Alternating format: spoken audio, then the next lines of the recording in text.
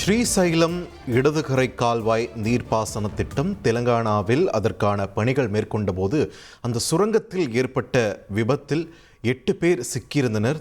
அவர்களை மீட்கும் பணிகளான தொடர்ந்து நடைபெற்று வந்த நிலையில் தற்பொழுது 8 பேரும் உயிரிழந்திருப்பதாக முக்கிய செய்தி ஒன்று வெளியாகியிருக்கிறது. தெலங்கானா மாநிலத்தில் அமைந்திருக்கக்கூடிய நல்கொண்டா பகுதிகளுக்கு தண்ணீரை கொண்டு செல்வதற்காக இந்த நீர்ப்பாசன திட்டமானது அமைக்கப்பட்டு வந்த நிலையில் இந்த ஏற்பட்ட விபத்தால் உள்ளே மண் சரிவு ஏற்பட்டு 8 பேரும் அதில் சிக்கி உயிரிழந்திருக்கிறார்கள். இதனை முக்கிய செய்தியாக பார்த்து வருகிறோம். செய்திகளை உடனுக்குடன் தெரிந்து கொள்ள உடனே சப்ஸ்கிரைப் பண்ணுங்க.